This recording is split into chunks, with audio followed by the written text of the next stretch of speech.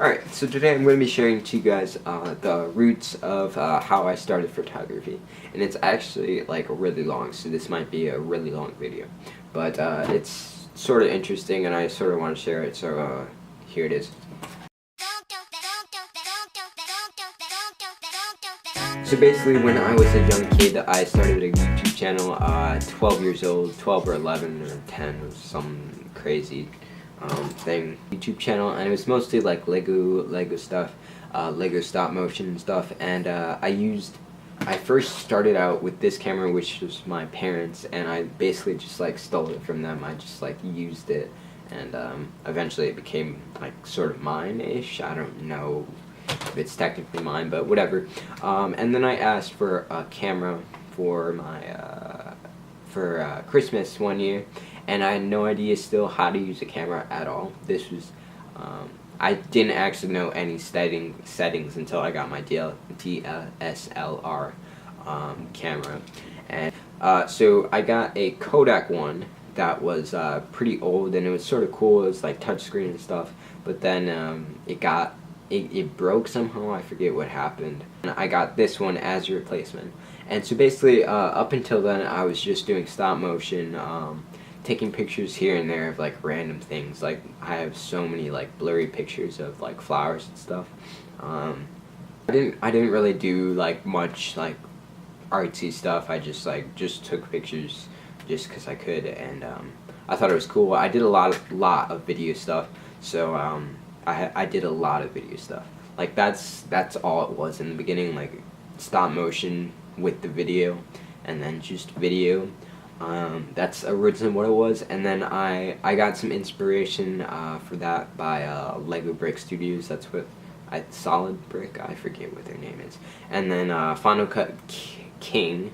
I wanted to do something similar to that with one of my cameras, but I couldn't do it. So I thought the only way I could do it is get a better camera. Now, so I was using this camera for stop motion animation, and there was a point in my life where I decided to go to gaming and stop doing Lego stuff, and that's when I like stopped using my camera and everything, and I just like put it away for a little bit.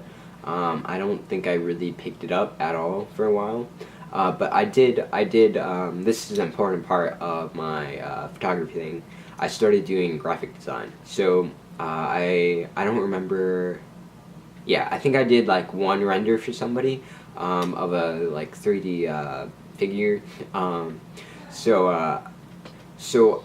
I started being a graphic designer by, I know this isn't like the video title, but I started doing graphic design because there was this one person, and he really liked what I made him, and at the time it was like insanely good for me. Right now I would say it's like pretty awful, but it was pretty good at the time, and yeah, so I started doing graphic design for people when I just got really good at it, I guess, and well, yeah, somewhat good at it. And so I eventually was thinking, oh, maybe I could do this in video, like, because I already tried this once, and I thought the only way was to get a better camera. So basically, there was this one day I went in Target and I saw this super cool camera, and it was the T5i or T4i or something, and I was like, oh yeah, I want that one. So literally the next like 8 to 9 months I was like working super hard to buy a camera for video purposes, so that I could like make action shots and cool like cinematography things.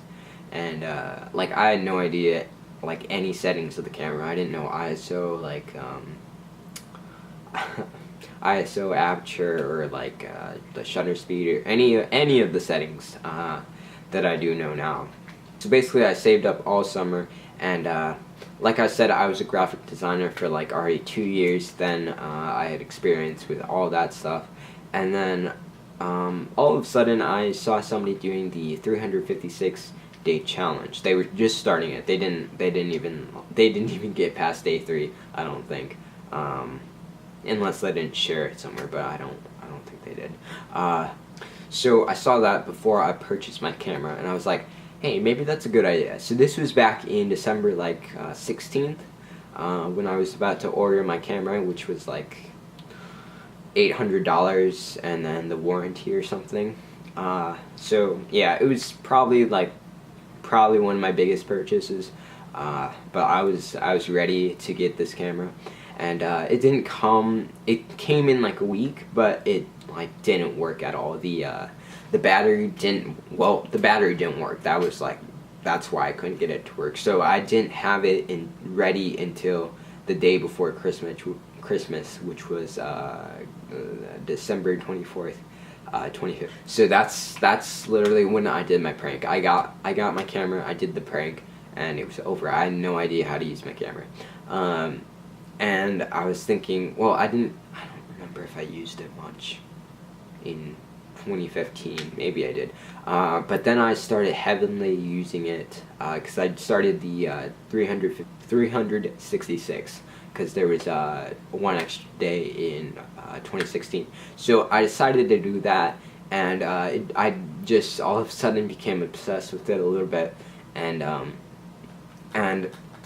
like over that time I realized how much like photography is like so much interesting. Like when I do graphic design, it's like I do manipulations of different things, and then I finally realized that I could produce something similar to that, like all the colors and all this and that, by just like having like literally 3 seconds. It takes literally 3 seconds for me to like just take a picture. Like in graphic design, you can cover up stuff and make everything look good, but in photography you can just like do that like right there and right then. You don't need to like, it takes like not even a second to take a picture and get it right if you know what you're doing. But it could take hours in like Photoshop to do that same thing and like edit all out like different things, different parts. Or you could just like spend like maybe like 2 or 3 minutes editing it in post. So I did the 366-day challenge, and I did a lot of work in that time. I went all over the place. Same state though, so nothing too crazy, but I did see a lot of things. It really opened up my mind, and I don't it sounds sort of cliche, but it's actually pretty true. And now I look back and I don't even remember like doing any like really hardcore video stuff. I know I tried to, but at the time my computer did not work like as like well. Like I got a new computer now, which can probably edit like these footages like a puppy. But like editing footages on my old computer was like so much of a hassle. It took like 2 hours, and it was insane. So I just did my photography, and then I don't know when it stopped. Like I stopped having the passion to do more video stuff. But like definitely now I do more photography than video. I do a lot more photography than video. And it's sort of interesting, that transformation, now that I look back, from going from like videos to like straight photography. Because in the middle there I was also a graphic designer, which actually helped me photograph more. And like when I was a graphic designer, I realized like color and light a little bit, and like how that helps like the whole image come out. So I've only done like photography, like meaning to do photography, for about a year now. So now I'm mostly doing photography stuff. I've learned quite a bit from like the 366-day challenge project. I wouldn't do it unless you're really dedicated and you have no life. Because that's both me. I am very dedicated and I have no life. So it's perfect mix. But now I stopped it because I got a little busy, and I didn't have time to take those banger shots every single day. But because now I have a pretty high standard that like a lot of people see my pictures and stuff and like they say it's good, and I'm like, no, it doesn't look that good. But yeah, so I basically invested in this, and I have gotten some like benefits, a lot of benefits from it. Yeah, so that's basically the roots of my photography. Sorry if it's not very clear. I didn't like set like a diagram of what I'm going to say and how I'm going to say it, but this was just like talking to you, and just like saying how I started. There's going to be another video on how I'm so good at Photoshop, and that will be coming out soon. So see you guys in the next video.